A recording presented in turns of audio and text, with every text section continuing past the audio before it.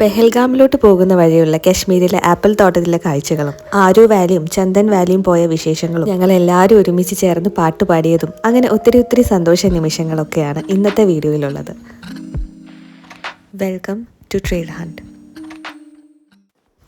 ഇന്ന് നമ്മൾ പെഹൽഗാമിലെ കാഴ്ചകളാണ് കാണാൻ പോകുന്നത്. പെഹൽഗാമിലുള്ളത് ഒരുപാട് വാലീസ് ആണ്. ഈ ഹോസ്പിറ്റലിന്റെ പേര് കണ്ടോ, കിഡ്നി ഹോസ്പിറ്റൽ. പെട്ടെന്ന് മനസ്സിലാവാൻ വേണ്ടി ആയിരിക്കണം. എന്തായാലും അതും ഒരു വ്യത്യസ്തമായ കാഴ്ചയായി.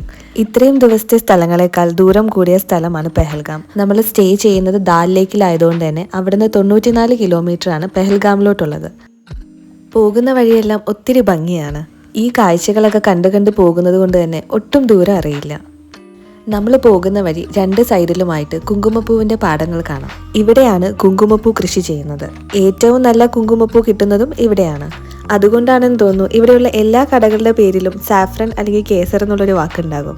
അങ്ങനെ ഒരു കടയുടെ മുന്നിൽ നിർത്തി ഇവിടെ നല്ല ക്വാളിറ്റിയുള്ള കുങ്കുമപ്പൂ കിട്ടും. വാങ്ങാൻ താല്പര്യമുള്ളവർക്ക് വാങ്ങാം. പിന്നെ വേറെ ഒരു കാര്യം, ഇവിടെ വരുന്നവർക്ക് എല്ലാവർക്കും ഫ്രീ ആയി കവ കൊടുക്കും. അത് കേട്ടപ്പോൾ ഞങ്ങളിൽ വാങ്ങാൻ താല്പര്യമില്ലാത്തവരടക്കം ഇറങ്ങി.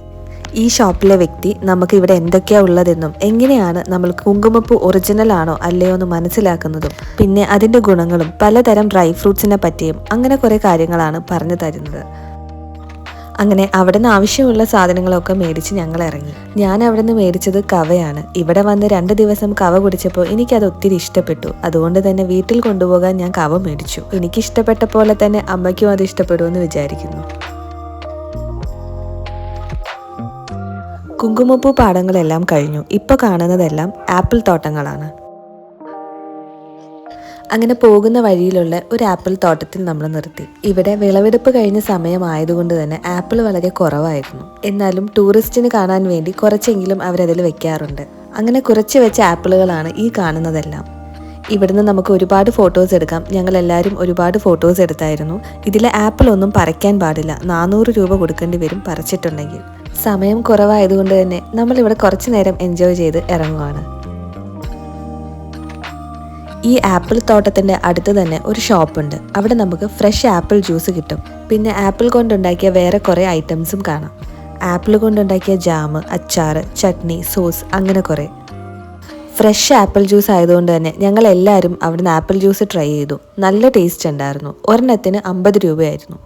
ഇവിടെ നമുക്കെല്ലാം ടേസ്റ്റ് ചെയ്യാൻ തരും. അതുകൊണ്ട് തന്നെ ടേസ്റ്റ് ചെയ്ത് ഇഷ്ടപ്പെട്ട് നമുക്ക് മേടിക്കാം. ഇനി നമ്മൾ നേരെ പെഹൽഗാമിലോട്ടാണ്. ഞങ്ങൾ 27 പേരടങ്ങുന്ന ഒരു ഗ്രൂപ്പ് ട്രിപ്പാണിത്. എല്ലാവരും പല സ്ഥലങ്ങളിൽ നിന്ന് വന്ന ആളുകളാണ്. തമ്മിലറിയാതെ ഈ ഗ്രൂപ്പ് ട്രിപ്പിൽ ഒത്തുചേർന്ന് ഇപ്പം ഞങ്ങളെല്ലാവരും ഒരു കുടുംബം പോലെയാണ്. ഇങ്ങനൊരു ഗ്രൂപ്പ് ട്രിപ്പ് എടുത്തതിൽ ഒത്തിരി സന്തോഷം തോന്നുന്നു. ഈ ട്രിപ്പ് ഞാൻ എടുത്തത് മലയാളി യാത്രകൾ എന്ന് പറയുന്ന ഒരു ഇൻസ്റ്റഗ്രാം പേജ് വഴിയാണ്. നിങ്ങൾക്ക് ഗ്രൂപ്പ് ട്രിപ്പ് പോകാൻ താല്പര്യമുള്ളവരാണെങ്കിൽ ഇതിൻ്റെ ഡീറ്റെയിൽസ് ഞാൻ ഡിസ്ക്രിപ്ഷനിൽ കൊടുക്കാം. അങ്ങനെ നമ്മൾ പെഹൽഗാം എത്തി. ഇവിടെ ഒത്തിരി വാലീസ് ആണ് കാണാനുള്ളത്. എല്ലാം നമുക്ക് ഒരു ദിവസം കൊണ്ട് കണ്ടു തീർക്കാൻ പറ്റുമോ എന്നറിയില്ല. നല്ല ഭംഗിയുള്ളൊരു സ്ഥലമാണ് പെഹൽഗാം. ഞാൻ കേട്ടിട്ടുള്ളത് സമ്മറിലാണ് പെഹൽഗാം ഒത്തിരി ഭംഗിയെന്നാണ്. അങ്ങനെ നമ്മൾ വണ്ടി നിർത്തി. ഇവിടുത്തെ വാലീസ് നമുക്ക് 2 രീതിയിൽ കവർ ചെയ്യാം. ഒന്ന്, ഇവിടുന്ന് കുതിര സവാരി എടുത്ത് കാണാൻ പറ്റുന്ന വാലീസ് ഉണ്ട്. അതല്ല വണ്ടിയിൽ പോകണമെന്നുണ്ടെങ്കിൽ അങ്ങനെ കാണാൻ പറ്റുന്ന വാലീസും ഉണ്ട്. മിനി സ്വിറ്റ്സർലാൻഡ് എന്നറിയപ്പെടുന്ന ബൈസറൻ വാലി കാണണമെങ്കിൽ നിങ്ങൾ കുതിര സവാരി എടുത്തിട്ട് വേണം പോകാൻ. നമ്മൾ കഴിഞ്ഞ ദിവസം സോൺമെർഗിൽ പോയ പോലത്തെ കുതിര സഫാരി അല്ല, ഇത് കുറച്ചുകൂടി അഡ്വഞ്ചറസ് ആണ്. ഇനി അതല്ല ടാക്സിയിൽ പോകേണ്ടവർക്കാണെങ്കിൽ ഇവിടെ ഏതൊക്കെ വാലീസ് നമുക്ക് കവർ ചെയ്യണമെന്നും ഏത് വണ്ടിയാണ് നമുക്ക് വേണ്ടത് അതിനനുസരിച്ചിട്ടുള്ള ചാർജും അവിടെ മെൻഷൻ ചെയ്തിട്ടുണ്ട്. ഞങ്ങൾ ആരോ Valley, Chandan Valley, Betaab Valley ഇത് 3ഉം അടങ്ങുന്നതാണ് എടുത്തത്. 8 പേർക്ക് സുമോന്റെ ചാർജ് വന്നത് 2400 ആണ്. കുറച്ച് പേര് ഇന്നോവയും എടുത്തിട്ടുണ്ടായിരുന്നു. ഞങ്ങളിൽ കുറച്ച് പേര് മാത്രമാണ് ബൈസറൻ വാലിയിലോട്ട് പോയത്. ബൈസറൻ വാലിയിലെ മെയിൻ ആക്ടിവിറ്റി എന്ന് പറയുന്നത് അവിടുത്തെ ഹോഴ്സ് റൈഡിങ് തന്നെയാണ്. പിന്നെ അവിടുത്തെ വേറെ ഒരു മെയിൻ അട്രാക്ഷൻ എന്ന് പറയുന്നത് വാലിയിലൂടെയുള്ള സിപ്പ് ലൈൻ ആണ്. ഈ തണുപ്പത്ത് ആ സിപ്പ് ലൈനിലൂടെ പോകുന്നത് ഒരു അടിപൊളി എക്സ്പീരിയൻസ് തന്നെ ആയിരിക്കും. ബൈസറൻ വാലി എടുക്കുകയാണെങ്കിൽ നമുക്ക് ഇന്നൊരു ദിവസം അത് മാത്രമേ കാണാൻ പറ്റൂ. അതുകൊണ്ടാണ് അത് ഞങ്ങൾ എടുക്കാതെ ആരോ വാലിയും ചന്ദൻ വാലിയും ബേതാബ് വാലിയും ചൂസ് ചെയ്തത്. അങ്ങനെ നമ്മൾ ആരോ വാലി എത്തി. ഇവിടെ തന്നെ എത്താൻ നമ്മൾ ഒരുപാട് സമയമെടുത്തു. ഇവിടെ നിന്ന് വേഗം കണ്ട് അടുത്ത വാലിയിലോട്ട് പോകാം എന്നാണ് വിചാരിച്ചിട്ടുള്ളത്. ഇവിടുത്തെ ഈ ഭംഗിയെല്ലാം നേരിട്ട് വന്ന് തന്നെ ആസ്വദിക്കേണ്ടതാണ്.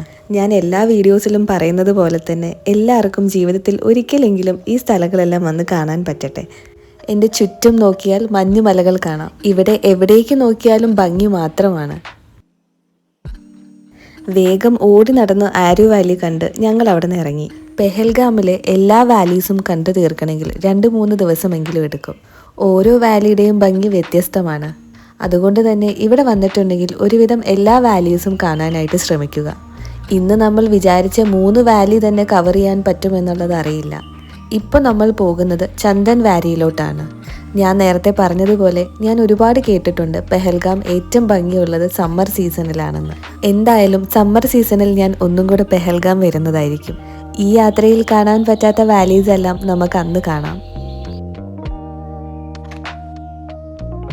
അങ്ങനെ നമ്മൾ ചന്ദൻ വാലി എത്തി. നല്ല വിശപ്പുണ്ട്. നമ്മൾ ഉച്ചയ്ക്കൊന്നും കഴിച്ചിട്ടില്ല.